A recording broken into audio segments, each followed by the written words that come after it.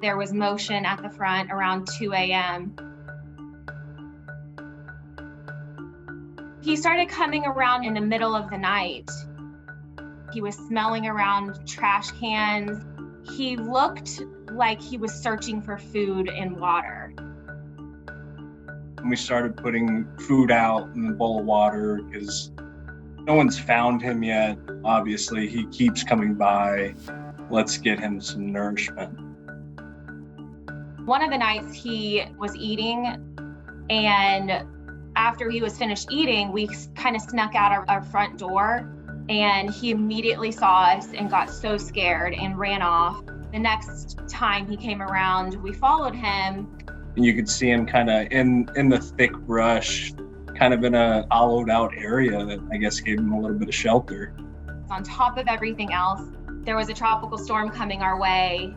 We knew we had to get this dog to safety because where he was living, he would not have survived. So we set up the shelter. We wanted to put some kind of blankets and sheets in there that smelled like us, just so he would try and get used to that scent.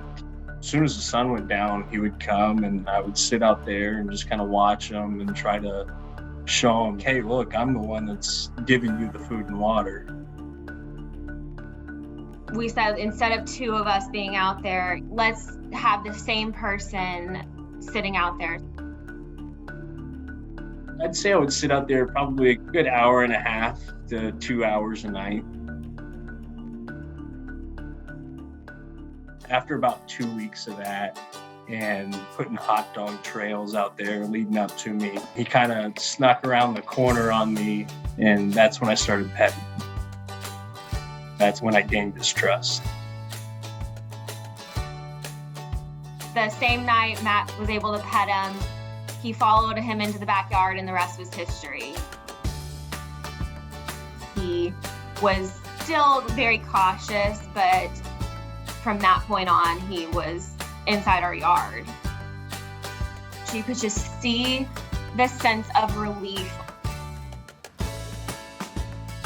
That's the first time we saw him up close. He was so loving and so appreciative of Matt. It just blew our minds how much he transformed into the playful puppy.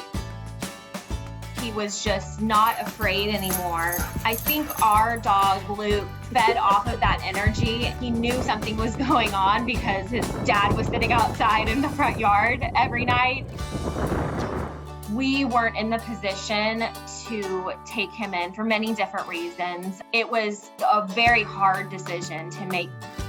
One of our neighbors who lives kind of around the corner, she had reached out to me and she was just saying, we weren't really searching hard for another dog, but I saw your story. She goes, let me talk to my husband. And then about an hour later, she came back, she goes, I twisted his arm, we'll take him. Right. Okay, what happened to your nap? This is Bishop. Sydney and Matt brought Bishop to us on Christmas Day. It was just really exciting to watch the way he immediately went to our kids. Say thank you for the puppy. Thank you for the puppy. Say Merry Christmas. Merry Christmas. I think he realized we were his forever family pretty quickly. He didn't show any signs of anxiety, even after those first few minutes. King of the mountain? Is that what we're doing? He just took to us right away, so that was definitely a blessing. All right, I think he won. Oh, there he is. See, I remember you. There's your buddy. Oh, It's been a while, huh? 5 months. Yeah. that's 5 months. crazy. I remember you. Oh.